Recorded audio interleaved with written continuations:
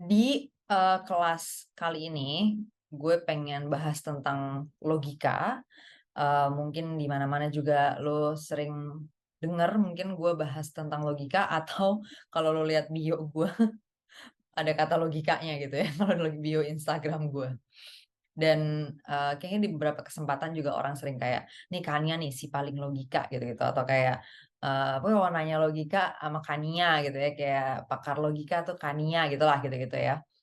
Jadi kayak gue udah sering diasosiasikan dengan kata logika, tapi, di sini gue bakal coba bahas dari pertanyaan yang paling mendasar banget, yaitu apa itu logika. Karena gue ngerasa atau gue ngelihatnya gitu ya dari semua percakapan ini yang menggunakan kata logika, pengertian logika tuh beda-beda banget dan banyak di antaranya yang nggak merujuk ke apa yang gue maksud ketika gue menyebut, logika gitu.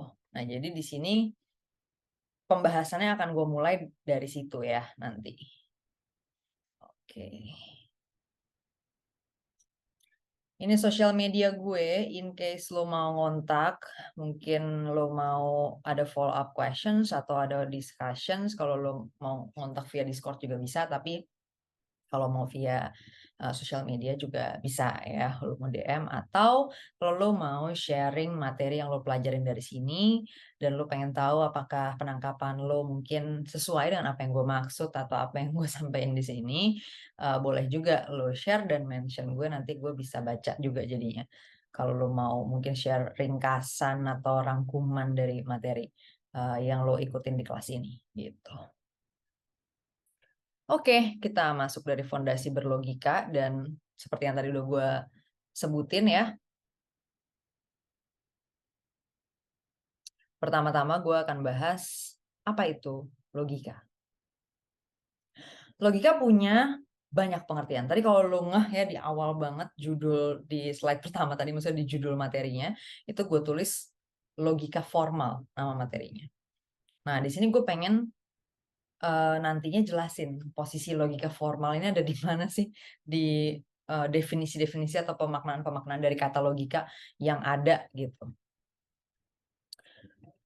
Pertama, salah satu makna atau definisi dari kata logika yang paling dasar dan paling esensi gitu ya, paling esensial, maksudnya paling kalau kita, lepas dari semua apa sih, konteks-konteks apa segala macam, bener-bener yang paling dasarnya aja nih gitu, dan emang yang juga ibaratnya mungkin menjadi kayak pemaknaan paling awal juga, salah satu pemaknaan paling awal lah dari kata logika gitu ya, itu adalah sebenarnya penalaran,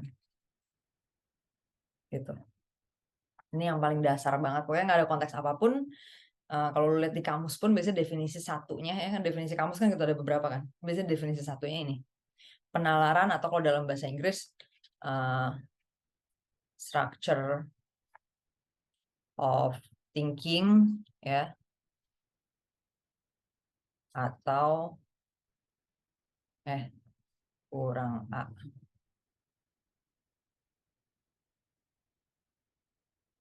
Reasoning, structure of thinking atau reasoning.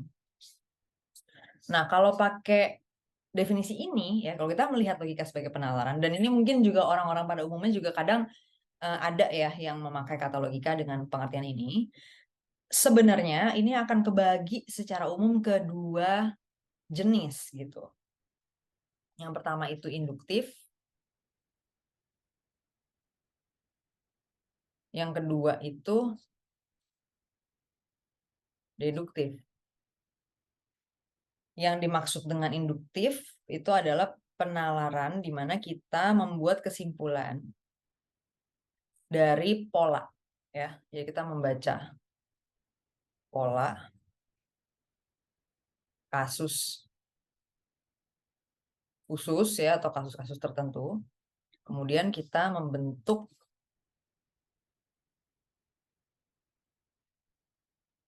generalisasi dari situ. Atau berarti aturan umumnya kira-kira apa gitu ya. Nah, itu induktif. Jadi dari kasus-kasus kita lihat oh ini berpola nih. Nah, kita bisa menarik kesimpulan mungkin polanya ini gitu ya. Sehingga kita bisa menebak kasus berikutnya kira-kira seperti apa gitu. Itu induktif. Sedangkan kalau deduktif justru lu dikasih polanya dulu gitu ya, dikasih nih aturan umumnya gitu. Nah, terus lu narik kesimpulan dari situ gitu ya. Jadi bikin kesimpulan khusus justru di suatu kasus gitu. Berdasarkan si aturan umum itu. Nah, kata kasus di sini jangan diartiin kayak, oh berarti ini suatu kejadian nih gitu. Nggak harus gitu ya. Pokoknya ini gue sebut aja kasus tapi sebenarnya bisa macem-macem. Jadi gue nggak bisa batasin nih yang dimaksud dengan kasus di sini adalah suatu kejadian atau suatu masalah. Sebenarnya nggak bisa kayak gitu ya. Cuman yang penting adalah yang lo pahami. Sorry. Oke. Yang penting yang lo pahami adalah eh kalau induktif tuh lu membaca pola kejadian, misalnya kayak oh ini ada pola kayak gini, berarti kemungkinan kejadian berikutnya seperti ini. Jadi lu membuat generalisasi dari situ. Sedangkan kalau deduktif tuh ini ada aturan umumnya lu dikasih dulu nih gitu. Istilahnya kalau dalam matematika aksiomanya gitu ya. Atau bisa juga sih dipakai dalam misalnya moral atau ideologi gitu ya, karena juga ada aksiomanya. Jadi kayak aturan besarnya yang umumnya nih apa, yang ini akan berlaku di kasus-kasus khusus gitu. Nah, itu yang dimaksud dengan deduktif. Penalaran deduktif, sorry. Nah, kalau kita mengartikan logika, balik lagi ya, gue mau ulang lagi ya. Kalau kita mengartikan logika sebagai penalaran, dia bisa kebagi dua nih jadinya. Logika induktif, logika deduktif gitu. Nah, tapi lo mungkin bakal mikir kayak, bukannya materi logika di sekolah tuh sebutannya deduktif ya gitu kan. Karena mungkin ada yang dapat materinya gitu ya. Jadi logika terus penalaran deduktif gitu. Jadi logika tuh sama dengan deduktif gitu kan. Nah, ini pakai pengertian lain lagi nih dari kata si logika ini kan. Tadi kan kita pakai pengertiannya logika sebagai penalaran ya. Jadi ini kita kasih nomor ya. Pengertian satu adalah logika sebagai penalaran ya. Nah, sekarang kita masuk ke pengertian dua nih. Pengertian dua adalah ketika kita memakai logika dalam konteks logika formal ya atau matematika. Jadi logika formal sama logika matematika tuh bisa dikatakan sama lah ya. Ya secara umum sebenarnya artinya sama aja. Nah, kadang orang juga nyebut ini silogisme gitu kan. Nah, ini memang dia murni deduktif nih gitu. Jadi dia udah spesifik nih. Yang dimaksudkan logika formal adalah logika matematika ya kan yang dimana isinya tuh dia penalaran deduktif justru. Jadi konsepnya adalah deduktif kan gitu ya. Jadi lo menarik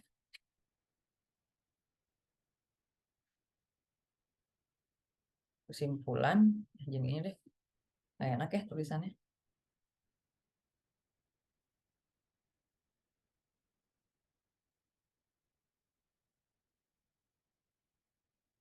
Menarik kesimpulan dari premis, bisa dua kali ya, premis atau premis-premis. Tapi kalau premis doang ya bisa juga sih. Ya premis atau premis-premis yang tersedia ya, gitu. Oh, mungkin lebih efisien gini ya. Dari kumpulan aja deh. Kumpulan kan bisa berapapun ya jumlahnya ya. Dari, nah gini ya. Kumpulan premis di sini bisa juga dianggap sebagai tadi ya aksioma atau general rule atau aturan umum gitu kan, aturan umumnya seperti apa. Nah, nanti lu bisa narik kesimpulan dari situ jadinya. Kesimpulan di suatu kasus atau ya udah kesimpulan dari si aturan umumnya itu sendiri juga bisa ya. Maksudnya nggak harus spesifik ada kasus tertentu nih kan, nggak harus gitu ya. Bisa juga lo menarik kesimpulan dari ya udah dari premis umumnya itu aja lo bisa tarik tuh konsekuensinya kemana gitu kan atau implikasinya kemana gitu. Nah, eh, logika dalam materi sekolah ya atau termasuk yang di tes misalnya kayak di tes tes PTN ya atau tes CPNS atau mungkin tes-tes yang lainnya lah gitu. Itu biasanya merujuk ke pengertian yang kedua nih gitu yaitu tadi ya si logika matematika gitu atau logika formal tadi atau penalaran deduktif gitu. Nah, jadi biasanya bentuknya adalah lu dikasih premis-premis terus lu ditarik kesimpulan dari situ gitu kan. Nah, pertanyaannya buat apa ya kita ngerti perbedaan si pengertian satu dan dua ini gitu. Nah, pertama gini, kalau dalam konteks logika formal kan dia murni deduktif ya. Jadi kita pertama kita nggak bicara realitas sama sekali, ya kan? Kita cuma ngikutin informasi yang tersedia kayak gimana gitu kan, itu satu. Terus yang kedua, kita nggak, apa namanya, kita nggak menebak gitu kan, kita nggak menebak-nebak. Kalau induktif kan tadi bisa menebak ya, sedangkan kalau deduktif nih kita nggak menebak-nebak nih gitu. Bener-bener ya penalarannya tuh murni dari premis yang tersedia, kita bukan menebak suatu premis baru gitu justru ya kan. Nah, kalau induktif kan gitu ya, menebak premis baru. Nah, terus ngaruhnya kemana nih? Ngaruhnya adalah ketika misalnya lu menjawab, apa, bukan menjawab lah ya, membahas mungkin ya, lu membahas soal logika nih gitu. Soal logika mungkin di sosial media atau di mana lah gitu ya. Nah, ada premis gini nih misalnya, semua, jangan semua deh, ini aja deh, bentar, ya udah boleh deh ya. Semua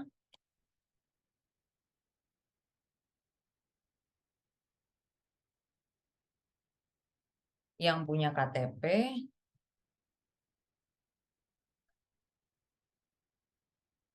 berusia minimal 17 tahun. Misalnya gitu ya. Ini kelihatan aja tulisan gue. Apa absurd ya? Bentar. Gue ini dulu deh. Gue singkat aja ya. Nah, ini premis 1 ya. Premis 2, misalnya si X berusia 18 tahun. Nah, pertanyaannya, X punya KTP nggak? Gitu. Coba, jawabannya apa? Ini ceritanya soal logika formal nih, soal logika matematika. Jawabannya apa? Semua yang punya KTP berusia minimal 17 tahun. X berusia 18 tahun. PNK, jawaban nggak valid gimana sih? Pertanyaannya X punya KTP nggak? Kenapa jadi nggak valid jawabannya, weh? Pertanyaannya X punya KTP atau enggak? Jessica jawab punya. PNK jawab nggak tahu. Yang lain lagi ada nggak? Siapa lagi? Yumna, nggak tahu. Nah, jawaban yang benar ya kalau secara soal logika formal kan nggak tahu ya, gitu ya. Jawaban yang benarnya adalah nggak tahu lah, gitu kan. Di sini kita tulis ya, gitu. Kenapa nggak tahu? Ya kan semua yang punya KTP berusia minimal 17 bukan berarti semua yang berusia minimal 17 punya KTP, ya kan? Jadi ketika diketahui X berusia 18 tahun gimana? Ya X emang sih berusia minimal 17 tahun, tapi ya nggak tahu dia punya KTP atau enggak gitu kan. Nggak dipastiin dalam premisnya. Nah, tapi bisa aja deh ada orang yang jawab, oh menurut gua X punya KTP dong gitu. Kenapa kayak gitu? Ya karena kan kita bisa lihat nih polanya gitu kan. Dia yang ngeliat pola nih. Bahwa sebagian besar orang yang usianya minimal 17 tahun emang punya KTP gitu. Dilihat dari kenyataan gitu kan. Dan ketika dibilang semua yang punya KTP berusia minimal segini juga kemungkinan besarnya yang sebaliknya juga banyak dong gitu. Ya misalnya mikirnya kayak gitu. Jadi dia lihat pola nih bahwa dengan semua yang punya KTP itu berusia minimal segini, yang berusia minimal segini juga sebagian besarnya punya KTP nih gitu. Nah, itu kemungkinannya dia pakai penalaran induktif gitu. Nah, itu sebenarnya logika juga kalau kita mengartikan kata logika dengan makna penalaran. Tapi kalau dalam materi-materi logika yang ada di mana-mana itu biasanya udah dikerucutkan ke deduktif gitu. Ke sini nih logika formal atau logika MTK gitu. Nah, sedangkan di dunia nyata atau di kehidupan masyarakat biasanya tuh orang nggak bedain lagi kan ini logika induktif, logika deduktif. Siapa yang ngerti konsep itu gitu kan? Jarang banget orang ngerti konsep itu, membedakan itu dan memakai. Bukan cuma ngerti sih, ngerti dan memakai konsep itu gitu ya. Jadi membedakan, oh ini informasi ini harusnya dinalar secara induktif, informasi ini harusnya dinalar secara deduktif. Nggak ada yang mikir kayak gitu, maksudnya jarang lah gitu kan. Nah, akhirnya biasanya jadi berantakan nih percakapannya tentang si soal ini kan, tentang si soal P1, P2 yang semua orang punya semua yang punya KTP berusia minimal 17 ini gitu. Biasanya berdebat-berdebat nggak jelas kan. Nah, padahal clear nih bahwa kalau dalam soal logika yang biasa dipakai buat tes-tes itu ya, buat tes CPNS atau tes PTN dan sebagainya itu logika matematika gitu. Jadi clear dia bicara penalaran deduktif, artinya dia nggak bisa tiba-tiba bikin informasi baru gitu kan seperti penalaran induktif. Karena kalau penalaran induktif justru memang kita bikin informasi baru dari pola yang ada gitu kan dan kita menebak gitu. Dan tebakan itu biasanya di dunia nyata konteksnya ya. Makanya kan kalau dalam dunia sains gitu kan, dunia empiris, kita biasa pakai penalaran induktif tuh gitu. Misalnya kayak kita mau tahu eh, misalnya ada hubungan nggak antara, sorry, bentar, coret ya, bentar ya. Misalnya ada hubungan nggak antara curah hujan dengan em, banjir gitu kan? Nah, kan terus dilihat tuh nanti polanya, ya kan? Misalnya, oh, kalau curah hujan segini terjadi banjir dalam 1 jam, curah hujan segini terjadi banjir dalam 2 jam, curah hujan segini terjadi banjir dalam berapa jam gitu kan? Nah, akhirnya nanti bisa dilihat tuh akhirnya polanya, akhirnya nanti dibikinlah suatu generalisasi gitu kan? Oh, berarti tiap peningkatan berapa berapa apa namanya berapa cepat berapa tinggi curah hujannya, nah akan terjadi penurunan misalnya peningkatan juga masa waktu harusnya penurunan masa waktu terjadinya banjir misalnya gitu. Jadi dari hujan ke banjir tuh jadi makin deket nih jarak waktunya kalau semakin tinggi misalnya curah hujannya gitu kan. Nah jadi nanti ketika terjadi curah hujan sekian, kita bisa nebak, oh nanti banjirnya bakal terjadi dalam waktu sekian jam atau misalnya sekian menit gitu bahkan. Nah, tebakan itu kan nggak ada dari informasi yang ada gitu kan. Informasi yang ada kan cuma misalnya, oh ini hujan nih sekarang, misalnya jam 7 malam. Terus hujannya curahnya berapa nilainya, curah hujannya gitu kan, skornya berapa nih. Nah, dengan skor segini kita nebak bahwa, oh berarti nanti jam 9 malam bakal banjir misalnya kayak gitu. Nah, jam 9 malam bakal banjir itu kan informasi yang totally new gitu kan. Penalaran induktif memang begitu gitu. Maksudnya kita memang bisa bikin suatu informasi baru yang sifatnya prediktif gitu yang kita bangun dari pembacaan pola ya kan. Nah, tapi kalau dalam penalaran induktif kan nggak boleh lo ngeluarin informasi baru kan. Justru lo harus stick dengan lo ada informasi ini sama ini, ya udah lo nggak nebak kemana-mana lagi, udah ikutin ini doang gitu. Nah, sebenarnya yang bikin percakapan menjadi kusut adalah orang tidak menyamakan dulu nih pemaknaan logika yang dipakai di sini nih apa sih gitu. Karena sebenarnya dua-duanya itu sama-sama logika, maksudnya sama-sama penalaran gitu. Nah, walaupun balik lagi ya, kalau dalam konteks pelajaran sekolah, materi di kampus, terus mungkin tes-tes segala macam itu biasanya tuh udah mengerucut. Logika yang dimaksud adalah logika formal atau logika matematika, itu tadi penalaran deduktif gitu. Nah, kalau dia mau ngetes penalaran induktif, biasanya tesnya bukan di tes logika gitu. Nanti di matematika biasanya ya, ada induksi itu kan, ada pembacaan pola gini-gini. Atau kalau misalnya di science ya udah yang dites adalah scientific method misalnya atau scientific reasoning misalnya kayak gitu. Nah, itu ya. Jadi gue jelasin di sini pembedaan definisi 1 dan 2 supaya lo juga tahu jadinya gitu bahwa kata logika juga memang maknanya bisa begini, bisa begini, bisa begini gitu ya. Jadi jangan juga nanti lu jadi orang-orang ignorant yang ngotot doang gitu di sosial media ya, itu kayak itu mah bukan logika anjir gini, padahal elunya aja nggak tahu gitu kan. Jadi gue di sini mau kita terekspos gitu ya dengan makna-makna logika tuh emang bisa macam-macam. Nah, supaya lo ngerti menempatkannya kapan pakai ini, kapan pakai itu, jadi lo harus tahu kan ada apa aja nih makna-makna yang dipakai atau definisi-definisi yang dipakai gitu ya. Oke, clear sampai sini? Gue lanjut ya. Itu pengertian yang kedua.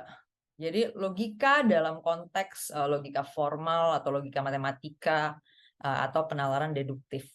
Nah, pemaknaannya adalah gimana lu menarik kesimpulan alur berpikir ya, mungkin lebih tepatnya di depannya ada alur berpikirnya dulu ya.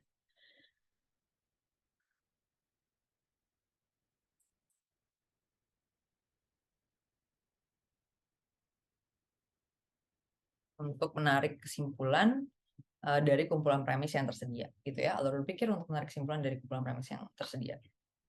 Nah, jadi lo hanya bisa mengikuti premis-premis yang merupakan biasanya generalisasi ini yang udah disediakan dan lo nggak boleh ngambil informasi dari luar. Sedangkan kalau induktif tadi justru lo bisa bikin informasi baru bahkan gitu kan.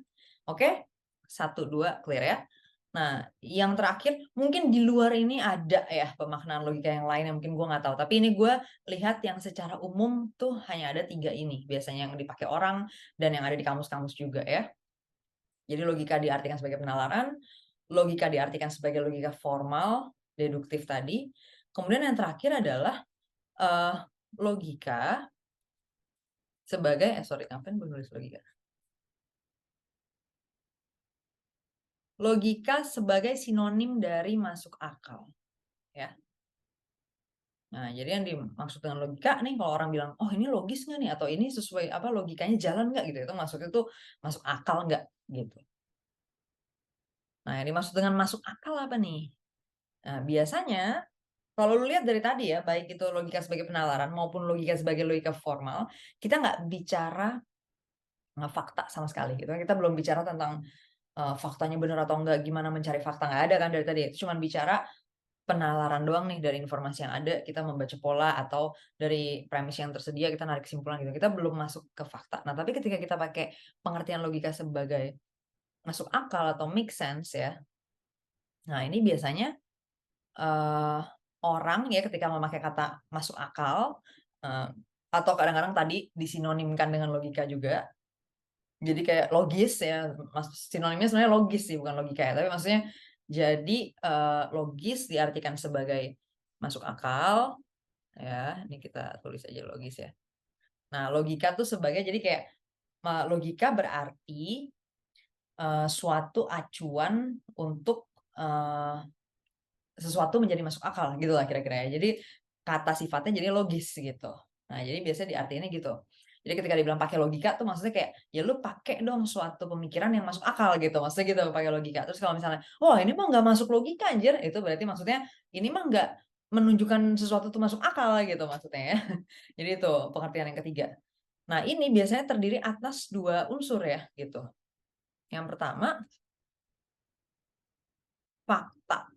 Jadi ini sesuai fakta atau ini, sesuai realitas ya. Sesuai ini bisa juga maksudnya bisa terjadi atau sorry,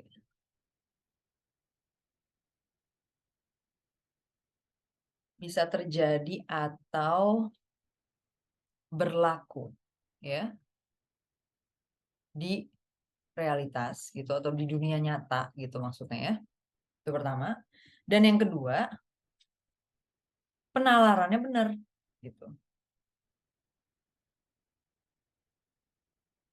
ya. Contoh, misalnya ada yang bilang, "Jangan," atau enggak jangan-jangan deh, ini,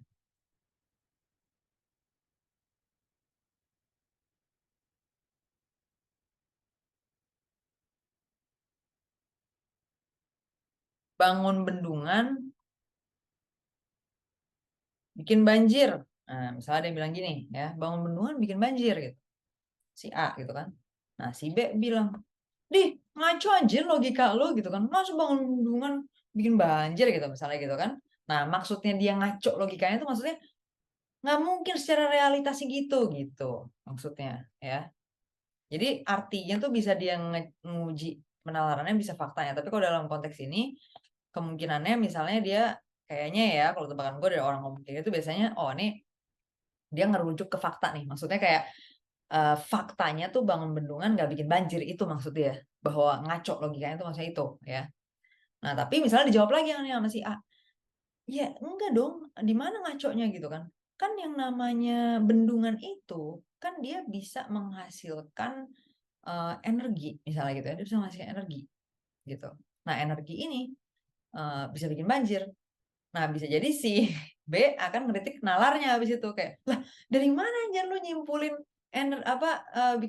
bikin banjir dari bikin bendungan menghasilkan energi, dari energi ke banjir apa nih koneksinya?" Nah, itu kan dia sebenarnya bukan mempertanyakan faktanya per se, tapi ke penalarannya kan. Kayak ketika lu nyimpulin bikin bendungan itu bikin banjir, atau bangun bendungan itu bikin banjir, terus argumennya adalah, "Ya kan bangun bendungan kan, menghasilkan energi." Ya ini belum terkoneksi dong menghasilkan energi ke banjir gimana nih koneksinya gitu kan. Jadi bolong nih premisnya gitu loh, nggak bisa ditarik kesimpulan gitu dong. Nah sebenarnya di titik ini dia lebih ke mempersoalkan penalarannya kan gitu.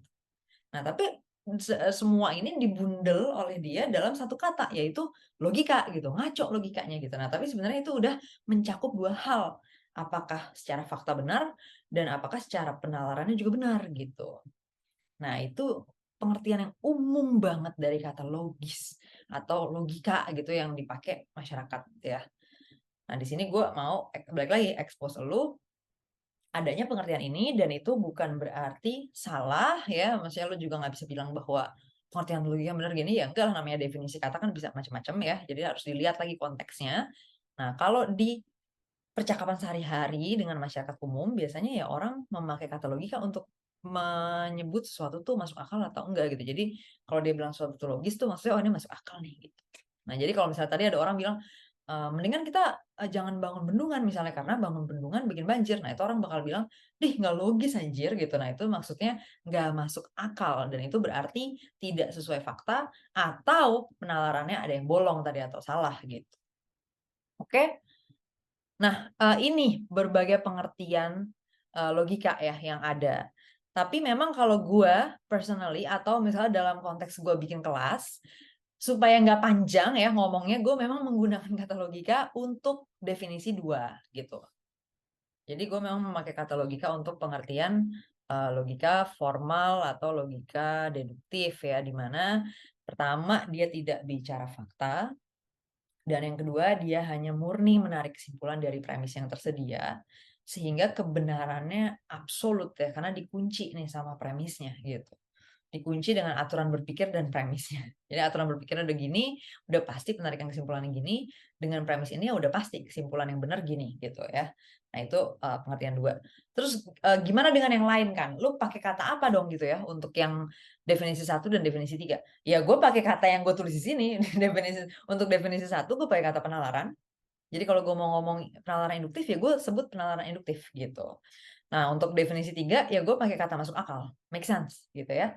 Atau kalau emang mau spesifik ke fakta ya udah langsung bilang aja kayak misalnya benar secara empiris gitu. Benar sebagai fakta atau faktual. Nah, bisa juga ya.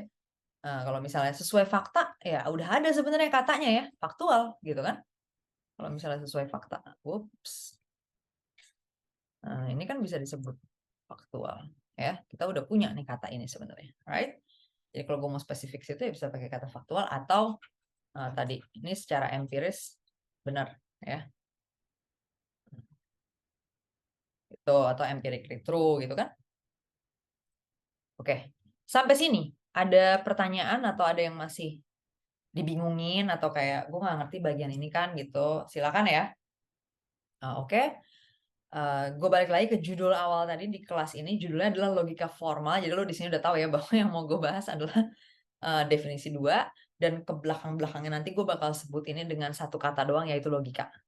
Dan gue mau tegesin lagi bahwa kata logika di sini gue merujuk ke pengertian yang kedua. Oke? Pengertian yang 1 dan 3 kita tinggalkan dulu. Alright.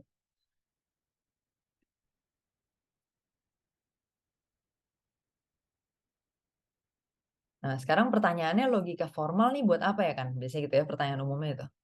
Buat apa anjir logika kan? Gak nyambung sama kenyataan gitu kan? Terus juga lah paling dipakai buat tes PTN doang. Mungkin gitu. Mungkin ada yang mikir kayak gitu. Nah, gue mau jelasin di sini kenapa sih gue atau mungkin beberapa edukator di Zenius misalnya, dan ya Zenius sendiri sebagai institusi pendidikan mengajarkan logika, dan juga banyaklah institusi pendidikan di dunia yang mengajarkan logika formal ya. Nah, logika formal ini konteksnya adalah sebenarnya bagian dari matematika ya. Makanya dia bisa disebut logika matematika gitu. Karena konsepnya adalah lu dikenalkan dengan operator-operator ya, sama seperti matematika. Lu dikenalkan dengan tambah kurang kali bagi gitu kan, dengan aturan bermainnya. Nah, terus lu dikasih premis-premis, dikasih problems untuk lu narik kesimpulan atau solving problems ya kan, nyelesain masalah berdasarkan pengertian-pengertian tadi, berdasarkan operator-operator tadi yang udah dikasih gitu. Nah, terus fungsinya apa dong gue belajar ini gitu ya? Yang pertama ini udah gue tulis nih. Membangun mesin berpikir yang konsisten gitu. Kalau ditanya kayak, kan emang kenapa harus konsisten gitu ya? Kenapa berpikir harus konsisten sih? Kan kita bisa aja asal-asalan, maksudnya bisa menceleng-menceleng aja. Kenapa masalahnya di mana emang kalau nggak konsisten kayak gitu ya? Mungkin ada pertanyaan seperti itu. Nah, simpelnya gini, berpikir yang konsisten itu dibutuhkan untuk memang untuk semesta yang cenderung konsisten, kayak semesta tempat kita hidup gitu. Kenapa sih di dunia sains itu kita bisa bikin model ya kan, bisa bikin formula gitu, contohnya misalnya formulanya gravitasi gitu kan. Itu kan konsisten tuh, G sama dengan M1, M2, per R kuadrat gitu kan, nggak tiba-tiba besok berubah lagi jadi G sama dengan misalnya M1 tambah 2 kan, nggak gitu kan. Formulanya konstan aja gitu kan. G sama dengan M1 2 per R kuadrat dari kapan pun sampai sekarang ya gitu aja gitu. Wah nanti kalau kayak realitasnya berubah mungkin berubah, tapi kan justru itu realitas kita sangat jarang berubah untuk hal-hal yang seperti itu ya, untuk hukum-hukum yang udah cenderung konstan lah gitu, cenderung akan, tetap gitu kan. Nah, itu akan membangun tuh jadinya nanti, model-model atau formula-formula seperti itu yang dia akan konsisten. Nah, jadinya berpikir konsisten itu kita butuhkan untuk sebenarnya membaca realitas itu sendiri juga gitu. Jadi, ketika realitas itu bisa dibaca dengan model-model seperti itu ya, bisa tadi, gravitasi gitu kan, atau misalnya alur sebab akibat. Kalau dalam ekonomi misalnya supply demand ya kan, kan konsisten terus nih bahwa supply rendah misalnya demand tinggi gimana? Nah kan, supply rendah demand tinggi, mahal dong harganya gitu kan. Tapi kalau supply rendah, demand rendah ya biasa aja gitu ya, normal lah gitu misalnya kan. Nah, tapi kalau misalnya supply tinggi, demand rendah, murah harganya gitu kan. Nah, ini kan konsisten nih biasanya ya pola-pola seperti ini nih ada nih di dalam realitas tempat kita hidup dan dia bersifat konsisten. Akhirnya berpikir konsisten itu menjadi penting dalam membaca realitas. Itu satu. Yang kedua, misalnya kita lepas deh dari realitas sama sekali. Jadi kayak, ini bukan ngomongin membaca realitas deh gitu. Jadi kita berpikir aja nih gitu. Nah, berpikir konsisten itu mempermudah kita melakukan evaluasi gitu. Karena apa? Karena ada suatu pegangan kan, ada suatu sistem gitu di otak kita. Oh, kita cara narik kesimpulannya gini nih gitu. Nah, sehingga ketika terjadi error atau ada bug ya, ya kita bisa nyari, kita bisa nge-trace balik, "Oh, polanya kan gue gini nih sistemnya. Nah, berarti kalau ada bug nih pasti ya di sini aja, maksudnya sekitar sini." Nah, tapi kalau kita berpikir beda-beda di setiap informasi, beda-beda lagi sistemnya, ya kita mau evaluasi juga gimana? Bisa jadi kita udah lupa kan, kayak cara berpikir kita pas ini gimana, pas ini gimana. Jadi beda-beda semua nih, menclang-mencling semua. Ya gimana kita mau melakukan evaluasi tadi, terus error correction lah gitu ya. Kita nyari bug gimana kalau sistemnya berubah-ubah tiap tiap hari, tiap informasi beda sistemnya, gitu kan jadi kusut gitu ya. Nah, itu yang kedua dari sisi kayak, ya udah struktur berpikirnya itu sendiri tuh lebih bagus kalau dibangun konsisten untuk, lebih akurat juga gitu kan, prosesnya gitu. Terus yang ketiga adalah kalau dalam konteks, kita sebagai, manusia dengan sikap-sikap kita gitu ya. Sikap-sikap yang tidak konsisten itu menyulitkan kehidupan gitu loh, menyulitkan kehidupan. Misalnya kayak gini contoh ya, lu, misalnya pro kesehatan misalnya gitu loh. Lu bilang kayak, "Oh gue sangat pro kesehatan," gitu ya, "Gue sangat pengen orang sehat, gue pengen diri gue sendiri sehat," gitu. Nah tapi at the same time lu lakuin sesuatu yang misalnya ini meracuni orang gitu kan, jadi ini bikin orang gak sehat. Nah, ini kan menyulitkan kehidupan ya, karena jadinya, lah, jadi lu tuh yang benernya lu mau ngapain sih sebenarnya gitu kan? Maksudnya yang lu mau, wujudkan di dunia ini tuh apakah orang lebih sehat ataukah orang lebih sakit gitu kan? Kalau lu pengen orang lebih sehat, kenapa lu lakuin ini gitu kan? Itu kan jadi memusingkan ya sebagai sebagai bagian dari masyarakat gitu. Nah, jadi berpikir konsisten itu kalau dari gua personally secara umum sebenarnya untuk 3 ini. Nah, tapi balik lagi nih, ini sebenarnya di ranah kalau lo ingat konsep domain informasi, ini sebenarnya masuknya bukan di ranah fakta ya, artinya dia nggak ada kebenaran objektifnya, harusnya gunanya berpikir konsisten apa, ya kan. Nah, tapi gue secara subjektif atau secara bebas memang menentukan kalau gue ngeliatnya kegunaannya 3 ini. Nah, tapi kalau lo ngerasa, "Ah, gue sih nggak ngerasa itu penting ya," misalnya 3 itu nggak penting, ya boleh aja, maksudnya silakan aja lo bangun sikap seperti itu dan nanti tinggal argumennya aja gitu kan, lo kenapa nggak mau, kenapa lo menganggap gunanya bukan ini dan seterusnya. Nah, tapi gue mau bilang bahwa ini bukan kebenaran objektif, tapi dari perspektif gue, setidaknya gunanya dari berpikir konsisten seperti itu, gitu. Itu fungsi yang pertama ya. Jadi gimana lo bisa ngebangun mesin berpikir yang konsisten. Karena fungsi yang kedua adalah lu bisa merunutkan proses penarikan kesimpulan yang ada di otak lo gitu. Jadi kayak ketika lo bikin kesimpulan, itu dari mana sih datangnya? Gitu kan. Ketika lo belajar logika formal ya.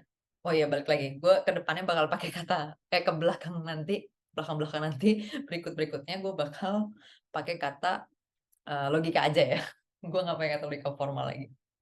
Nah, nanti ketika lo belajar logika dan lo misalnya melatih logika gitu ya, di situ lo akan latih untuk menarik kesimpulan berdasarkan informasi yang ada doang kan. Nah, ketika kesimpulan lo keluar dari informasi yang ada, lo harus ngeh tuh jadinya kayak, bentar deh, gue narik kesimpulan gini dari mana ya gitu kan. Jadi lo harus pikirin dong, kayak tadi misalnya semua yang punya KTP berusia minimal 17 tahun. Nah, terus tadi si X berusia 18 tahun. Nah, lo harus bisa merunutkan tuh. Gue narik kesimpulan bahwa X punya KTP gitu kan. Tadi kan kesimpulannya misalnya X punya KTP gitu. Nah, itu dari mana ya gitu. Jadi lo bisa membreakdown, bisa mempinpoint atau menunjuk ya persisnya informasinya apa sih yang lo pakai untuk narik kesimpulan ini gitu. Kalau lo bikin suatu kesimpulan ya. Nah, jadi yang kedua adalah merunutkan nih proses penarikan kesimpulan secara jelas bahwa gue nyimpulin ini tadi dari sini dan ini gitu, dari premis ini dan premis ini misalnya gitu ya. Oke. Nah, buat apa kita merunutkan proses penarikan kesimpulan ini? Ya balik lagi ya, lebih ke arah bagaimana kemampuan sistem berpikir kita tuh menjadi lebih akurat. Nah, dimana kalau lu nggak bisa merunutkan ini kesimpulan datang dari mana, ya balik lagi lu mau ngevaluasi juga gimana gitu kan, lu aja nggak tahu datang ke titik itu lu dari mana gitu kan. Terus yang kedua ya bisa jadi lo tanpa sadar mengambil kesimpulan yang salah dari premis yang salah, tapi karena lo nggak bisa merunutkan nih lo dari mana narik kesimpulannya, lo sendiri nggak ngeh bahwa ada suatu premis yang salah atau suatu hoax misalnya atau misinformasi yang lo pakai untuk narik suatu kesimpulan gitu. Dan kemudian kesimpulan itu lo pegang lagi sebagai kepercayaan hidup lo misalnya kan. Nah akhirnya kan jadi masuk ke keputusan yang misalnya nggak tepat atau nggak optimal dan seterusnya gitu. Oke, kalau ada pertanyaan silakan ya langsung ditulis aja di chat. Gue bakal lanjut sekarang. Oke, kita masuk ke operator logika. Di sini tetap gue tulis formal karena takutnya lo ada yang skip atau ada yang lupa. Gue rada trauma ya dengan pertanyaan tentang logika yang bukan yang seperti gue bahas gitu. Jadi gue tulis lagi di sini. Oke, kita masuk ke yang pertama ya. Ini mungkin yang udah paling sering lo ketahui karena di mana-mana biasanya disebutin ya.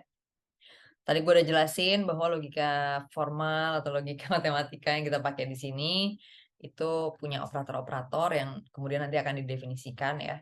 Pertama ada implikasi. Implikasi ini yang biasanya dimodelkan dalam bahasa atau dalam verbal gitu. Jadinya jika P maka Q ya, kalau pakai simbol dia simbolnya panah ke kanan. Jadi P panah kanan Q gitu kan. Nah, pengertian dari operator implikasi seperti ini ya, itu adalah P pasti Q. Itu pengertiannya. P pasti Q. Atau apapun yang P sudah pasti Q. Gitu. Itu pengertian dari implikasi. Ya. Jadi kalau P benar, Q udah pasti benar. Itu intinya. Nggak bisa dibalik ya. Nggak bisa kalau Q benar, P pasti benar. Nggak. Justru ini cuma searah doang. Jadi cuma ke kanan doang nih panahnya. Jadi P pasti Q. So, apapun yang P,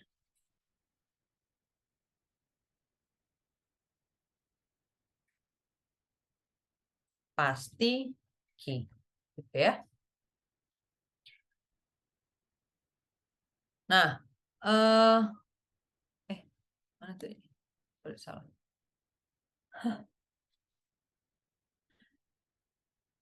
Implikasi bisa juga ditulis atau dimodelkan dengan operator kuantor universal. Jadi nanti kuantor ada dua. Ini nggak usah diingat ya istilah-istilahnya, nggak penting untuk diingat istilahnya. Yang penting tuh lo ngerti konsepnya aja untuk nanti lo memecahkan masalah gitu, untuk nanti lo menarik kesimpulan, mengolah premis dan seterusnya gitu ya.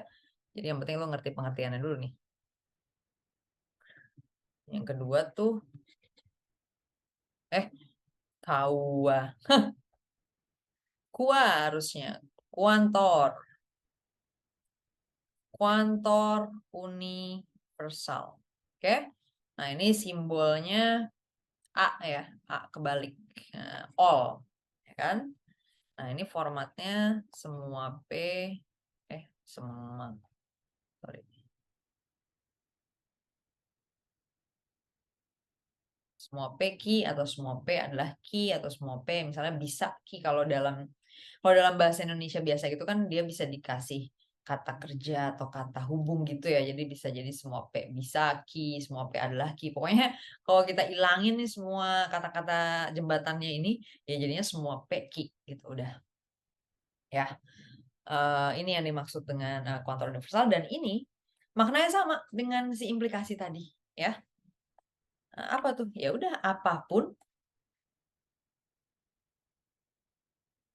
yang P pasti Q, gitu ya. Jadi ketika diketahui tadi misalnya semua apa tadi ya?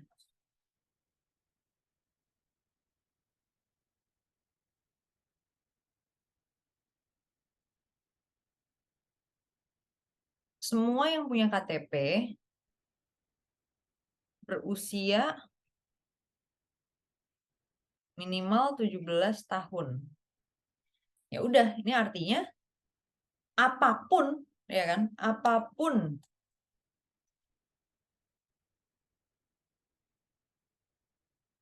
yang punya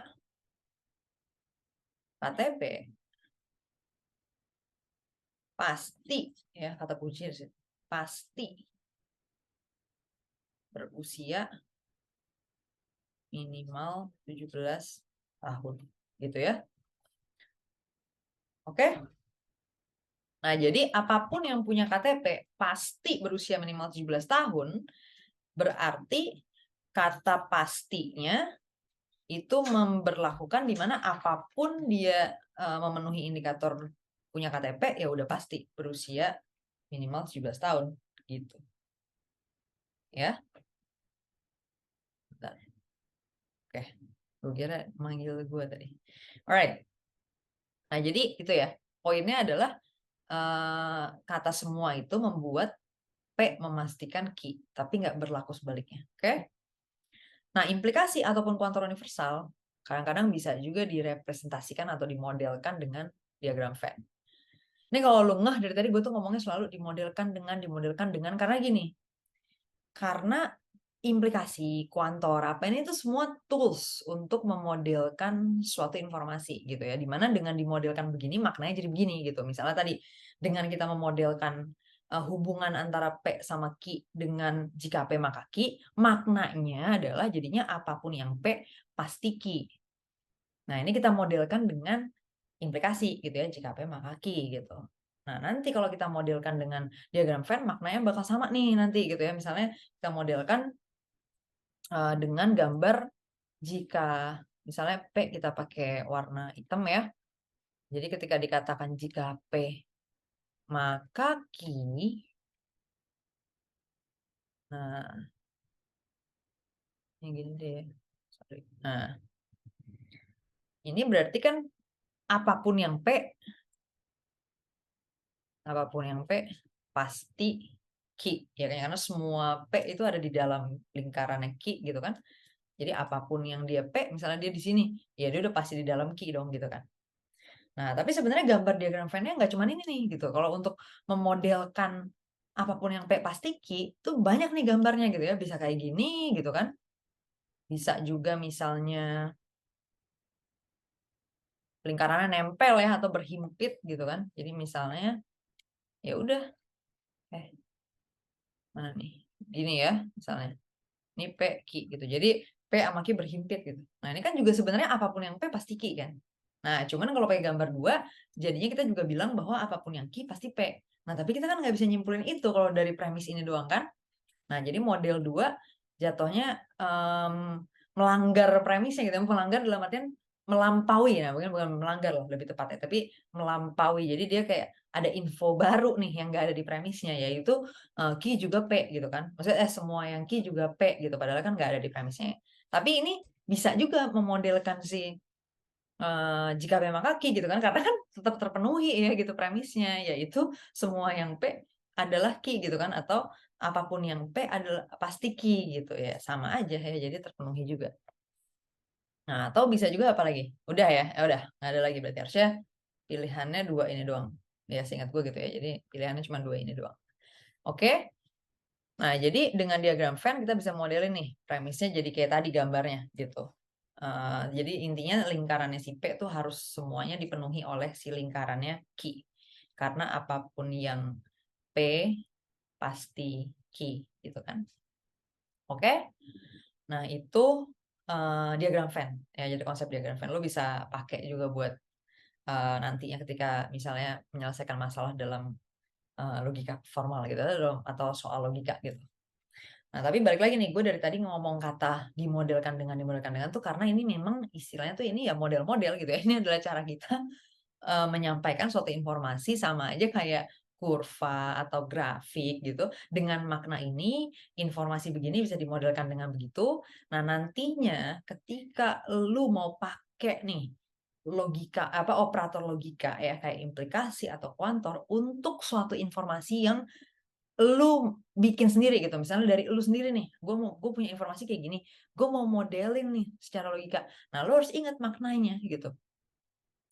Misalnya kadang-kadang orang kayak, kan tapi ketika gue bikin informasi ya, jika hujan maka jalanan basah, gitu kan. Nah, gue cek ke realitas salah nih kan gitu. Karena ada nih momen dimana kayak di rumah gue hujan. Nah, tapi jalanan di depan rumah gue tuh nggak basah, gara-gara ketutupan pohon gitu misalnya. Nah, jadinya nggak pasti nih kan, hujan tuh nggak pasti basah nih jalanan. Terus nyalahin logikanya gitu, kayak, berarti salah dong nih kan implikasi gitu ya. Berarti jika hujan, maka jalanan basah, berarti jika P maka Q itu artinya bukan gitu kan. Lah enggak, kebalik anjir. Kita justru bikin pengertian bahwa jika P maka Q artinya P pasti Q. Nah, kalau lu punya informasi nih, lu lihat di realitas, hujan, oh ternyata nggak pasti basah nih jalanan. Ya jangan dibikin modelnya jika hujan maka jalanan basah, berarti model lu salah gitu, ngerti nggak ya? Jadi implikasi, kuantor, gini-gini tuh ini modelan, maknanya kayak gini. Nah, kalau misalnya lu ternyata salah memodelkan informasi yang lu punya, terus pas dicek ke realitas nih nggak nyambung atau gimana, ya pemodelan lu yang salah. Sama kayak ketika kita memodelkan tadi gravitasi gitu misalnya. Ya ketika dihitung ternyata di kenyataannya, oh ternyata bukan M1 kali M2 gitu ya, tapi ternyata M1 bagi M2. Ya itu bukan gara-gara kesalahan dari matematika gitu kan, bukan gara-gara perkalian itu salah, tapi ya lu yang modelin informasinya salah gitu. Nah, jadi ingat bahwa logic operator ya, implikasi gini itu sebenarnya bahasa in a way ya, seperti matematika juga lah, seperti operator matematika. Jadi kita membuat pemaknaan ya dengan dikasih label seperti ini. Nah, pemaknaannya ini. Nah, pertanyaan berikutnya biasa, kenapa maknanya harus gini kan gitu ya misalnya gitu. Kenapa enggak misalnya semua tadi semua yang punya KTP berusia minimal 17 tahun, ya kenapa kita nggak artiin aja bahwa yang berusia minimal 17 tahun juga pasti punya KTP gitu kan? Ya pertanyaannya kalau misalnya pengertiannya bisa dua begitu, ya gimana kita bisa narik kesimpulan yang pasti gitu kan? Sedangkan tadi gue udah sebutin kan di awal kan, gunanya ya, salah satu kegunaan lah gitu. Salah satu kegunaan penalaran deduktif ya. Itu kan kita punya kebenaran absolut gitu loh. Jadi kesimpulan tuh harus pasti benar gitu. Nah, untuk bisa mencapai pasti benar inilah kita menyusun suatu bahasa yang bisa dikunci nih pengertiannya ya. Nggak bisa jadi 1000 tafsir terus nanti ada mazhab-mazhab gitu ya. Ya enggak, justru poinnya bukan itu gitu loh. Dari bahasa matematika memang yang dicari adalah kepastian gitu. Kalau mau nggak pasti kita pakai bahasa yang lain-lain aja. Maksudnya bahasa ini gunanya, keunggulannya, fungsinya adalah membuat ada kepastian sih. Makanya itu dia dibuatlah pengertian-pengertian yang pasti nih gitu. Jadi nggak bercabang, nggak ambigu gitu. Nah, makanya kalau misalnya lu pengen semua yang punya KTP berusia minimal 17 tahun itu berarti yang berusia minimal 17 tahun juga pasti punya KTP, ya modelnya bukan semua yang punya KTP berusia minimal 17 tahun ya. Modelnya bisa jadi pakai dan ya. Misalnya semua yang punya KTP berusia minimal 17 tahun dan gitu kan. Lu bisa kasih tambahan dan semua yang berusia minimal 17 tahun punya KTP gitu kan. Ya bisa kayak gini. Atau lu pakai diimplikasi gitu kan. Kalau ini kan semua yang punya KTP berusia minimal 17 tahun kan implikasi ya kan, berarti jika punya KTP maka berusia minimal 17 tahun. Nah, lu mau berlaku bolak-balik nih. ya udah ganti aja jadi biimplikasi kan. Nah, biimplikasi tadi kita belum bahas ya. Sebenarnya di next slide sih. Kita pindahin aja kali ya ke slide berikutnya ya. Ini kita delete dulu ya. Nah, misal lo mau bikin tadi kan semua yang berusia minimal sorry salah. Semua yang tadi punya KTP ya. Punya KTP berusia minimal 17 tahun gitu kan. Nah, lu mau bikin berlaku sebaliknya juga. Semua yang berusia minimal 17 tahun juga punya KTP gitu. Jadi kalau ada si X berusia 18 tahun, ya dia punya KTP juga kan. Ya kalau gitu modelnya bukan gini gitu ya. Berarti modelnya bukan semua yang punya KTP berusia minimal 17 tahun gitu. Kalau modelnya kayak gini kan, kalau diganti jadi implikasi tadi kan, jadinya jika punya KTP, maka berusia minimal 17 tahun ya kan. Nah, kalau yang lu maksud berlaku bolak-balik ya berarti harusnya jika dan hanya jika ya. Nah, ini nih implikasi nih gitu. Simbolnya panahnya bolak-balik kanan dan kiri ya. Jadi jika dan hanya jika punya KTP maka berusia minimal 17 tahun. Jika dan hanya jika punya KTP maka berusia minimal 17 tahun ya. Nah, kalau kayak gini jadi berlaku bolak-balik. Jadi kalau si siapa X tadi ya berusia 18 tahun, kita bisa simpulin si X punya KTP. Dan kalau misalnya si Y punya KTP, kita bisa simpulin bahwa Y berusia minimal 17 tahun gitu kan. Nah, jadi bagaimana memodelkan informasi kalau dari lu nih, gue punya informasi gini. Nah, terus lu mau bilang ini logikanya jadinya salah dong. Ya bukan, bisa jadi lu modelin yang salah gitu, bukan logikanya jadi salah ya. Logika is a tool untuk memodelkan suatu informasi dan kemudian menarik kesimpulan dari informasi-informasi itu. Nah, kalau pemodelannya salah ya jangan salahin toolnya gitu ya. Jangan, ibaratnya kayak lu nyalahin grafik gara-gara lu salah di gambar grafiknya untuk apa yang pengen lu sampein gitu loh. Ya. Nah, jadi itu operator logika dan bagaimana tadi konsepnya dengan penggunaannya ya, terkait dengan misalnya penggunaannya terutama di kehidupan ketika lu make untuk informasi yang lu punya gitu. Gue punya informasi gini. Terus harusnya gue modelnya gini dong, gara-gara lu baru belajar logika kan gitu. Misalnya kayak lu mau make nih di mana-mana. Ya jangan lupa bahwa ketika lu make itu lu yang modelin sendiri informasinya. Kalau lu salah modelinnya ya salah jadinya kesimpulannya gitu ya. Oke? Alright. Gue bakal lanjut ke ini dulu ya yang ada di chat nih. Yang dibahas di sini di kolom chat ya, ini soal latihannya itu sebenarnya kunci jawabannya salah. Jadi gue rasa nggak perlu dibahas ya, karena sudah diganti kunci jawabannya. Jadi kalau ada yang baru ngejawab sekarang-sekarang ini, kemungkinannya udah benar karena kunci jawabannya udah dibenerin. Nah, oke, sudah ya? Berarti udah cukup ya? Nggak perlu dijelasin lagi, karena itu salah soal aja. Salah kunci jawaban maksudnya lebih tepatnya. Kekopas dari kunci jawaban sebelumnya. Oke, lanjut ya. Gue hapus dulu. Berikutnya lagi ada konjungsi, disjungsi. Ya, ini gampang lah ya. Kayak lu juga mungkin udah tahu lah. Konjungsi itu pembahasaannya dan ininya gini ya simbolnya. Disjungsi itu pembahasaannya atau pembahasan tuh maksudnya kalau dikata-katain gitu ya, dibikin kata-kata. Jadinya atau simbolnya gini. V kebalik gitu ya. Nah, terus dipakai dalam premis gimana? Ya, ketika lu punya dua variabel atau mungkin dua hal lah gitu ya, dua hal yang pengen lu hubungkan di mana dalam premis lu kalau dua-duanya benar baru benar gitu ya nilai pernyataannya ya jadinya pakai dan. Nah, tapi kalau salah satunya aja benar, minimal salah satunya benar udah benar, ya lu pakainya atau. Contoh ya, misalnya A, B, ada dua hal nih, dua premis deh gitu ya. Misalnya premisnya apa deh? Misalnya jika P maka Q sama jika Q maka R gitu ya. Nah, lo mau bilang bahwa pernyataannya cuma benar kalau dua-duanya sama-sama benar. Nah, berarti modelnya jadinya pakainya dan ya, pakai konjungsi gitu. Jadi misalnya ini tadi kan gue bikin jadinya jika P jangan pakai ginian deh, ribet ya. Gini aja ya.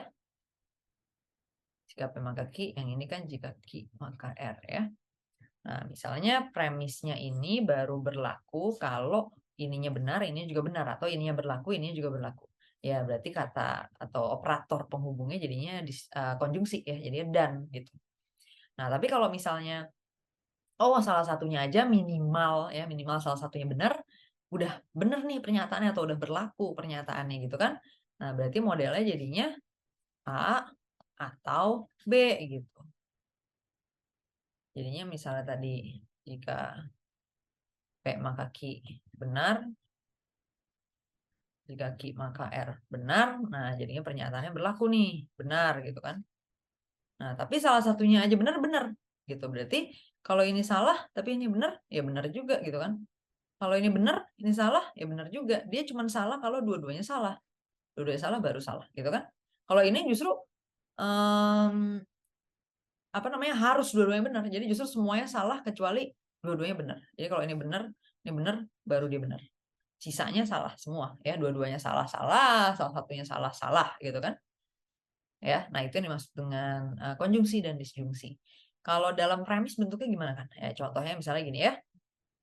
Misalnya kita pakai implikasi aja tadi ya premisnya. Misalnya jika hujan dan angin, maka banjir. Gitu ya. Nah, artinya kalau hujan terjadi atau hujan benar, angin benar, banjir pasti benar gitu. Jadi kalau hujan dan angin, banjir pasti banjir gitu ya. Nah, tapi ingat ya, lu jangan baca kata jika maka sama dan di sini dalam bahasa Indonesia biasa ya. Ini adalah operator logika.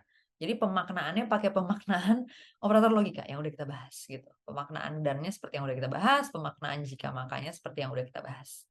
Oke? Nah, artinya apa nih premis ini? Artinya adalah ketika diketahui ya, ini misalnya ini premis 1 ya. Premis 2, diketahui misalnya hujan. Nah, pertanyaan gue, banjir nggak nih?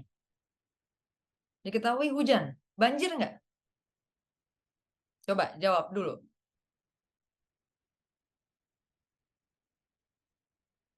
Jawabannya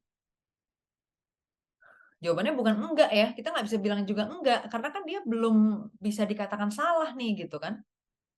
Dia udah terjadi salah satunya, ya kan? Nah, tinggal satu lagi benar atau enggak, nggak tahu kan? Nah, tapi jawaban yang benar berarti kalau ditanya apa namanya banjir atau enggak, ya jawabannya sebenarnya nggak tahu ya, bukan enggak. Karena kita juga nggak bisa bilang enggak, ngerti nggak? Dia belum belum gugur gitu loh premisnya. Karena kan untuk dia gugur kan harus salah kan, gitu. Harus ada yang salah kan, salah satu. Jadi misalnya tidak hujan gitu, atau tidak angin. Nah, itu baru kita bisa bilang bukan enggak sih sebenarnya yang lebih tepat ya. Ngerti nggak lu bahwa lu nggak bisa nyimpulin enggak juga, bahkan pun misalnya tidak hujan. Kebayang nggak kenapa lu juga tetap nggak bisa nyimpulin enggak? Nggak paham ya? Oke, gue jelasin dulu ya. Oke, yang kebayang, yang udah kebayang good. Yang belum gue coba jelasin ya, berarti buat yang belum paham. Jadi kan gini ya, jika hujan dan angin maka banjir. Itu kan kita bayangin jika apa namanya? Hujan dan angin ini kita anggap aja ini P gitu ya. Nah, banjir ini Q gitu kan. Nah, jika ini kan kalau di model implikasi kan berarti jadinya jika P maka Q gitu ya. Jika P maka Q. Oke. Nah, terus diketahui premis 2-nya hujan. Nah, pertanyaan kan hujan ini apa nih? Apakah ini P? Apakah ini misalnya bukan P gitu kan? Nah, jawabannya kan nggak tahu nih kita, ya kan? Nah, jadi P-nya belum tentu berlaku kan? Jadi nggak bisa kita simpulin Q dong, ya nggak? Nah, tapi P-nya juga belum tentu nggak berlaku. Maksudnya bukan tidak P juga kan? Karena kalau tidak P kan harus salah satu nih minimal. Nah, tapi kan di sini nggak ada yang salah ya. Nggak ada tidak hujan, nggak ada tidak angin juga kan? Ya, jadi kita nggak bisa juga dong bilang ini tidak P, ya kan? Jadi tetap nggak tahu juga sebenarnya kan dari situnya. Nah, tapi misalnya nih, misalnya kita anggap aja let's say ini salah satunya salah nih. Jadi misalnya di sini bukan hujan ya, misalnya tidak hujan gitu.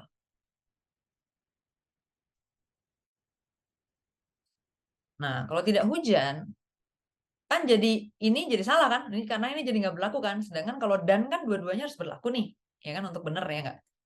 Jadi kalau salah satunya aja udah salah, weh udah salah dong nih P-nya gitu ya. Jadi si P ini udah nggak berlaku lagi nih si P nih. Ya udah jadi tidak P nih kan. Nah sekarang pertanyaan gue, emang kalau misalnya tidak P, apakah kesimpulannya jadi tidak I? Coba dijawab dulu.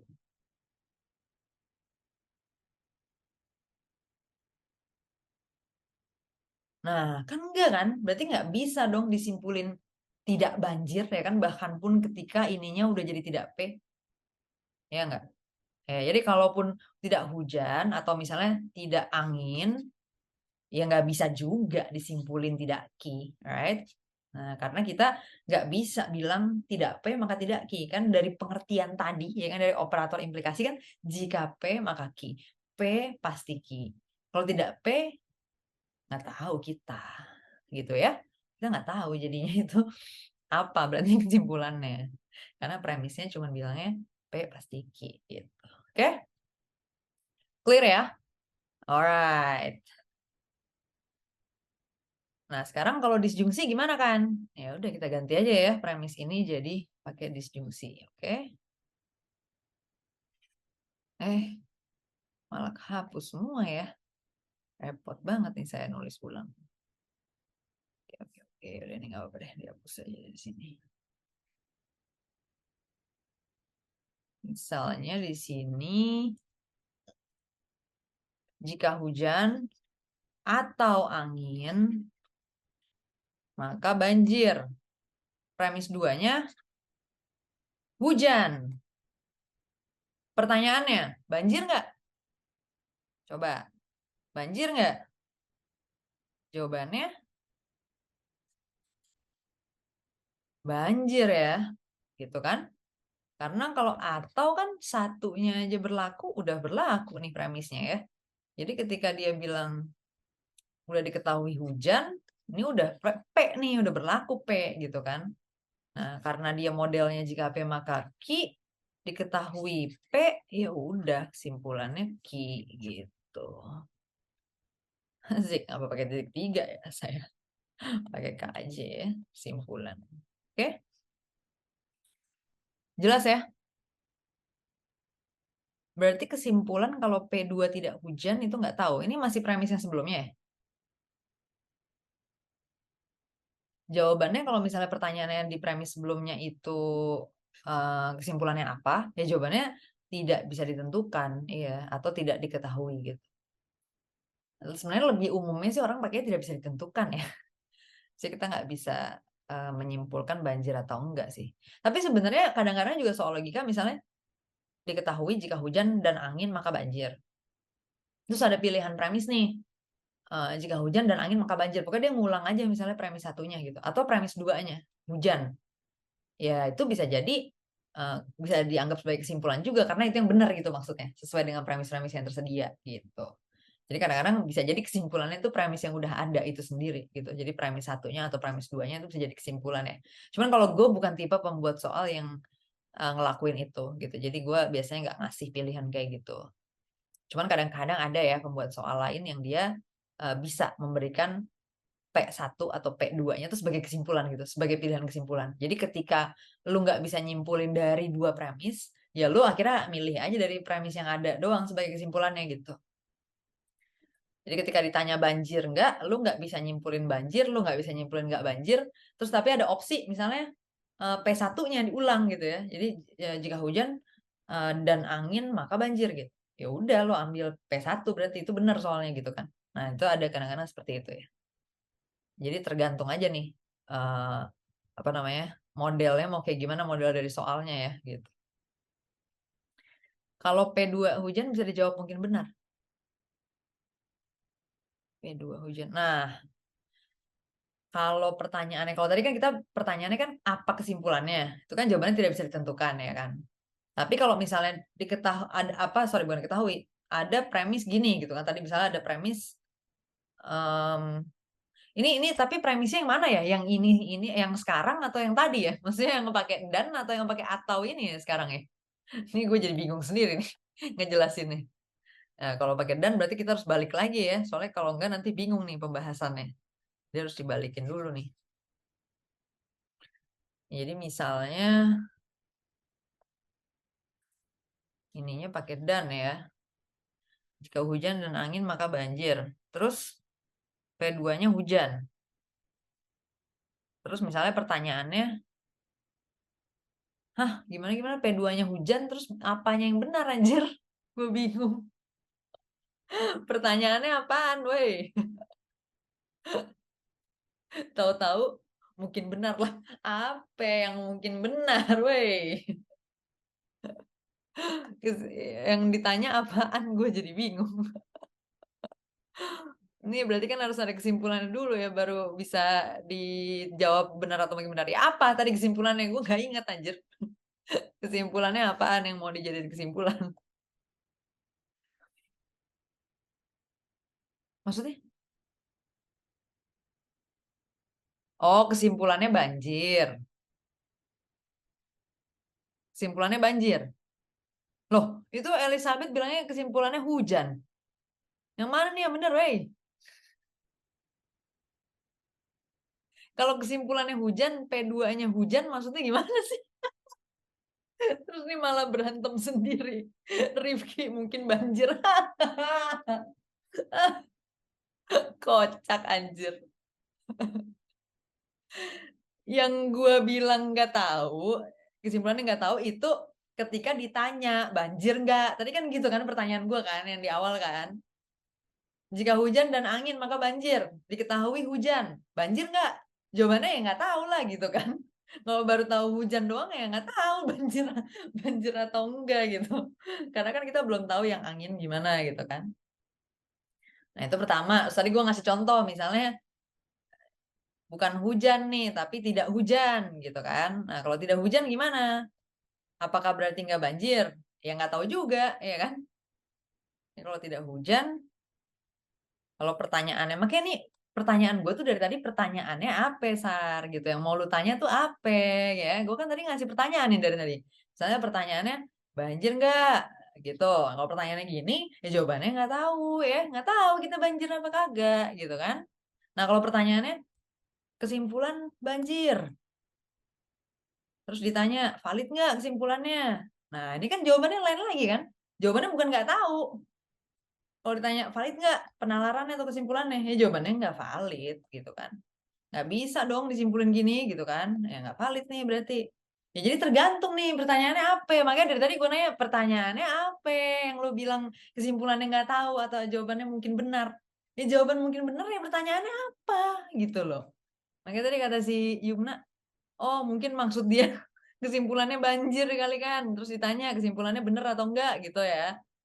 Misalnya kesimpulan banjir nih kan, gimana? Bisa nggak jawabannya mungkin benar gitu kan? Misalnya pertanyaannya adalah apa? Oh pertanyaannya apakah kesimpulannya benar? Gitu misalnya. Terus ada pilihan-pilihannya. Iya, tidak, mungkin gitu. Misalnya pilihannya 3 ya. Jadi kalau iya tuh berarti kan pasti benar. Kalau tidak berarti kan pasti tidak benar atau pasti salah. Terus yang C mungkin gitu kan. Nah, ya udah kita lihat nih.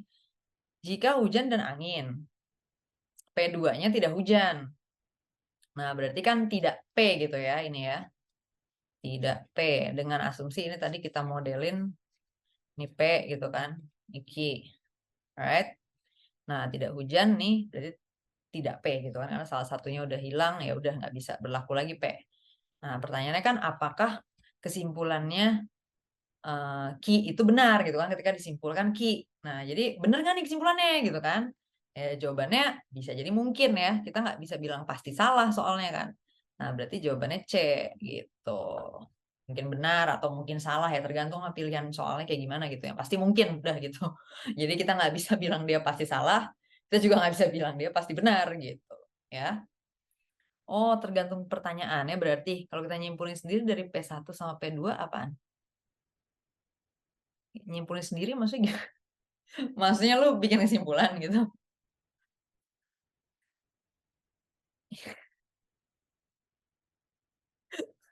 Enggak, lagian lu bilang tadi kesimpulan mungkin benar, apanya yang benar anjir, gue juga pusing jadinya.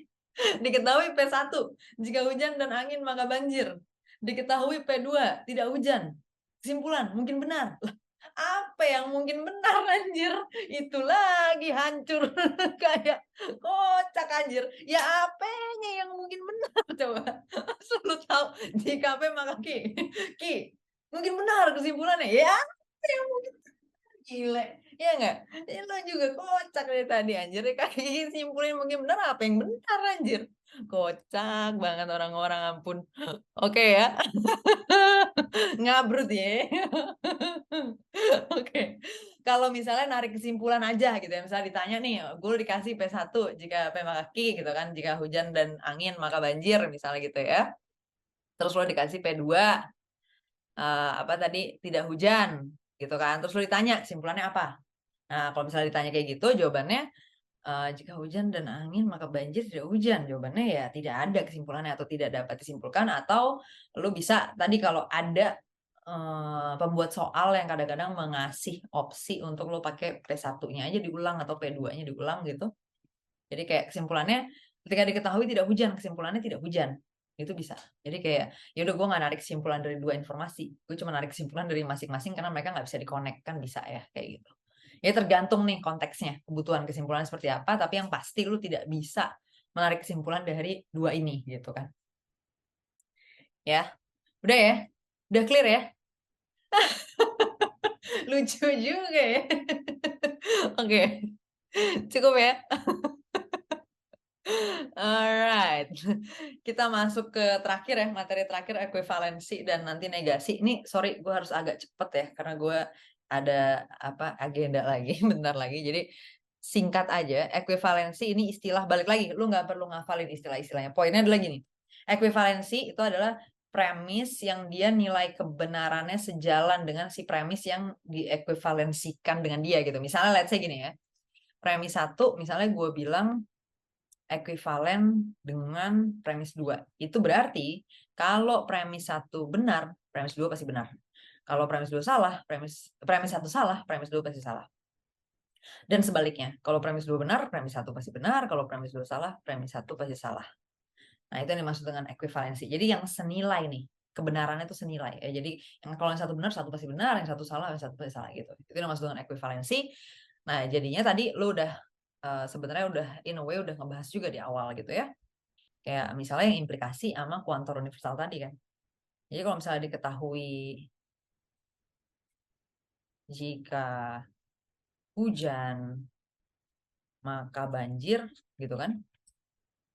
Nah, terus premis 1 ini, premis 2 semua hujan banjir gitu misalnya ya.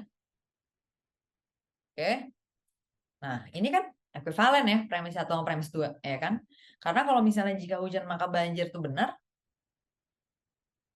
semua hujan banjir benar karena si P1 bisa dimodelkan dengan P2 dan P2 bisa dimodelkan dengan P1 kan gitu. Jadi senilai nih gitu nilai kebenarannya. Nah, dan ketika jika hujan maka banjir salah ya ini juga udah pasti salah gitu kan. Nah, itu yang dimaksud dengan ekuivalensi. Jadi premis yang dia berbeda ya, mungkin dia menggunakan model yang berbeda tapi sebenarnya nilai kebenarannya itu sama. Nah, apakah yang ekuivalen dengan jika hujan maka banjir cuma semua hujan banjir? Belum tentu sebenarnya. Tapi lu ya bisa cek sendiri ya, karena bisa jadi banyak kemungkinannya gue juga nggak ngafalin ya semua hal. Jadi coba aja lu tes gitu. Misalnya bisa nggak ya jika hujan maka banjir kita samakan dengan kita ekuivalenkan dengan misalnya apa ya hujan dan banjir gitu misalnya. Bisa nggak? Nah ya udah cek aja gitu. Jadi semua kesimpulan itu harusnya bakal sama nih nilainya. Misalnya kayak gini. Jika hujan maka banjir. Hujan pasti banjir, ya nggak? Nah, sekarang dalam hujan dan banjir gitu nggak? Hujan pasti banjir nggak gitu? Pasti kan? Karena kan dia dan ya. Jadi kalau ini benar, ini udah pasti benar. Ya berarti dari situ ya benar. Ya itu satu. Tes pertama itu. Tes lagi coba. Misalnya tidak hujan. Tidak hujan apakah pasti Sorry, kalau misalnya tidak hujan, apakah pasti tidak banjir misalnya gitu? Nah kan, enggak kan? Nah sekarang kalau dalam dan nih, kalau misalnya jadi kan kalau misalnya dalam jika hujan maka banjir, tidak hujan dan banjir, nggak salah kan? Nggak bikin premisnya jadi salah kan? Nah tapi kalau misalnya dalam hujan dan banjir, ketika dia tidak hujan dan banjir, salah jadi ya kan premisnya kan? Nah berarti nggak ekuivalen. Ngerti nggak? Apa nggak ngerti? Kecepatan nggak gua? Coba ya. Bingung nggak? Bingung nggak guys? Coba lu bilang kalau bingung ya. Misalnya gini, jadi kita tes satu-satu gitu, ngerti nggak? Jadi kayak, misalnya gini, dalam premis satu ya, jika hujan maka banjir. Hujan terus banjir. Nah, misalnya kondisinya gini nih, diketahui hujan dan diketahui banjir. Dengan diketahui ini, premis satu jadi salah nggak? Jadi jika hujan maka banjir, diketahui hujan, diketahui banjir. Jadi salah nggak premis satu? Enggak kan? Enggak jadi salah kan? Karena misalnya hujan, terus juga banjir. Ya nggak salah dong ya kan? Nggak salah. Karena emang ya dia bilang justru itu. Justru jika hujan maka banjir ya kan? Justru jadi hujan pasti banjir dong. Justru malah benar dong ya kan? Hujan banjir ya justru benar nih premisnya gitu kan. Nah sekarang di premis yang dua. Hujan, banjir. Tadi kita udah benar ya. Pertama, kesimpulan pertama yang benar ya. Nah sekarang di premis dua gimana? Kalau misalnya diketahui hujan, diketahui banjir. Premis duanya jadi benar nggak? Benar juga kan? Karena kan premis dua berarti hujan pasti banjir juga gitu kan, karena harus dua-duanya nih benar gitu kan. Nah sekarang kita cobain misalnya tidak hujan banjir, di premis satu gimana, jadi salah nggak premisnya? Nggak jadi salah kan, jadi tetap benar juga kan, ya kita pakai benar salah aja ya, tetap benar juga premisnya, nggak terganggu nih kebenaran premisnya kan, karena kan dia juga nggak bilang kalau tidak hujan pasti tidak banjir gitu kan, jadi tidak hujan maka banjir ya nggak apa-apa, atau tidak hujan dan banjir nggak masalah gitu kan. Nah tapi sekarang kita coba di premis dua nih, kalau misalnya tidak hujan banjir jadi salah nggak premis dua? Jadi salah. Nah, berarti nggak ekuivalen dia gitu. Ngerti nggak? Karena pas ini benar, tapi ini benar nih salah. Nah, berarti nggak selalu tiap kesimpulannya dia benar, ini benar juga kan. Nah, jadi nggak ekuivalen gitu. Ngerti nggak nih? Ngerti nggak? Atau masih bingung? Ngerti lah ya. Gampang ya. Jadi tinggal dites aja gitu. Kalau kondisinya gini, ngerti nggak sih? Jadi lu tuh perlu ngetes aja kondisi mana yang kalau premis yang satu benar, yang satu lagi kagak benar. Jadi dia nggak sejalan dong nilai kebenarannya, ngerti nggak? Kan harusnya kan tadi sejalan kan yang gue bilang tadi kan. Kalau dalam kondisi premis satu benar, premis dua harus benar. Dalam kondisi premis satu salah, premis dua harus salah kan tadi gitu kan. Nah ini ada kondisi di mana kejadian begini, premis satunya benar, premis dua salah. Ya berarti nggak ekivalen dia gitu. Ngerti? Ya. Nah, coba misalnya tes aja yang lain-lain. Misalnya kayak tidak hujan dan banjir. Ekivalen nggak sama jika hujan maka banjir? Coba tes pakai cara kesimpulan yang tadi gue bahas gitu. Maafkan bercampur Kak Kan. Maksudnya gimana? Bercampur apa? Oke, yaudah, nggak apa-apa, nggak apa-apa. Ini singkat aja dulu ya. Nanti nggak apa-apa kalau next time butuh pendalaman lagi, negasi sama ekuivalensi gampang ya. Nah, sekarang negasi. Negasi yang sebaliknya ya. Jadi kalau negasi adalah ketika dikatakan suatu premis ya, misalnya premis satu itu dia negasi premis dua gitu. Kalau ditanya apa negasinya nih? Nah, premis satu misalnya negasinya premis dua gitu. Nah, itu berarti kebalikan yang tadi. Kalau premis satu benar, dia pasti salah. Kalau premis satu salah, dia pasti benar. Kalau premis dua benar, dia pasti salah. Kalau premis dua salah, dia pasti benar gitu. Jadi selalu kebalikannya gitu nilainya. Nah, salah satunya misalnya apa negasi dari misalnya P1-nya jika tadi ya, jika hujan maka banjir. Negasinya apa? Yang gampang dulu ya negasinya. Hujan ups, ups, ups, ups, ups, ups. Kemana tadi? Coach.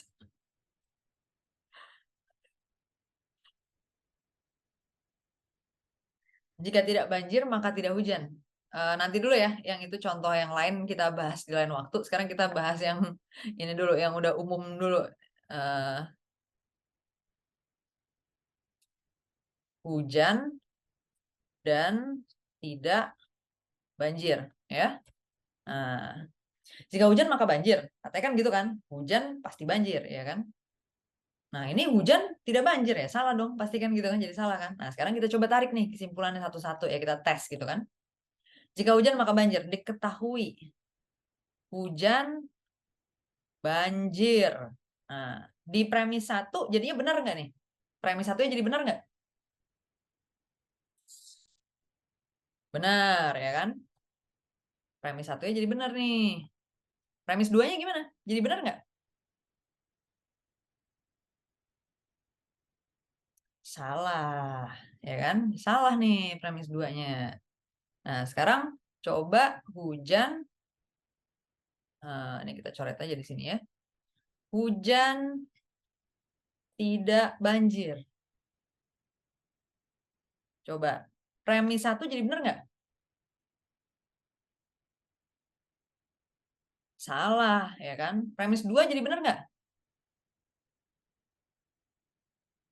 Benar. Nah, udah kelihatan kan polanya kan? Nah, selalu berseberangan nih dia. Sekarang coba misalnya tidak hujan, tidak hujan, apa tadi? Tidak banjir gitu deh ya. Tidak hujan, tidak banjir. Nah, coba premis satunya benar nggak?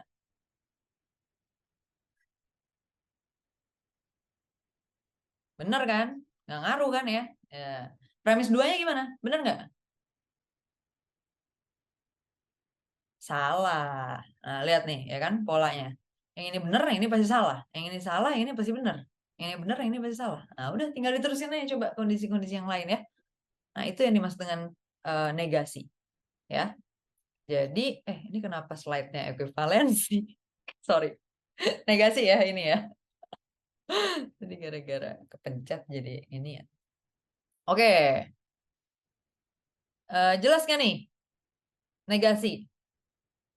Jadi cara pengujiannya kayak gini.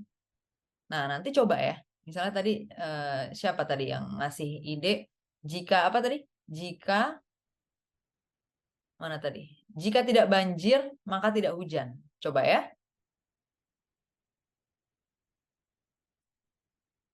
Jika tidak banjir, maka tidak hujan.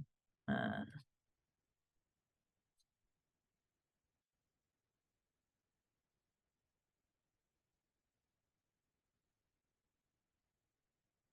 gitu kan? Sekarang kita coba. Kita tes ke premisnya nih. Hujan tidak banjir. Premis satu jadi benar nggak? Salah. Hujan tidak banjir. Premis satu jadi salah ya. Premis dua gimana? Hujan tidak banjir. Jika tidak banjir, maka tidak hujan. Hujan tidak banjir. Hujan tidak banjir benar ya. Karena kan nggak masalah kan ya. Eh, enggak dong, nggak bisa dong. Salah, salah, salah. Sorry, sorry. Salah, salah, salah. Salah dong ya. Karena kan jika tidak banjir, maka tidak hujan. Hujan jadinya harus banjir. Nah, jadi kalau misalnya hujan tidak banjir ya salah dong jadinya. Ya, jadi malah malah setara ini, malah ekuivalen jadi salah ini salah juga. Iya nggak? Coba sekarang kalau tidak hujan, tidak banjir. Premis satu gimana? Bener nggak? Tidak hujan, tidak banjir. Bener, ya kan? Premis dua gimana? Tidak hujan, tidak banjir. Bener. Dengan dua kali tes saja nih udah, oh iya udah saatnya live.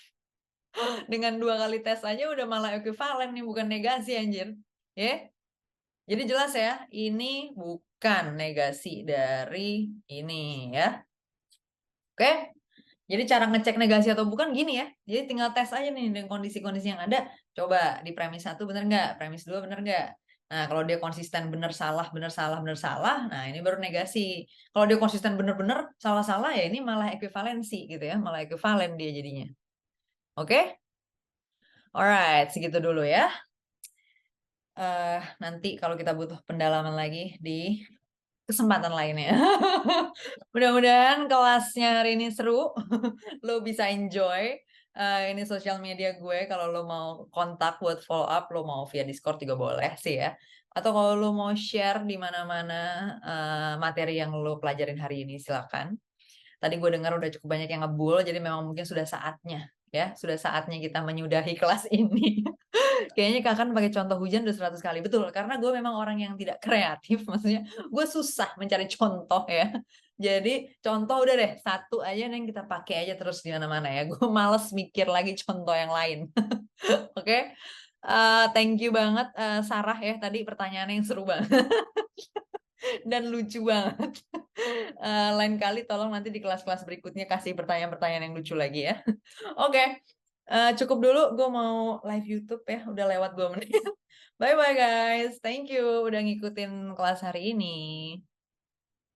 Bye.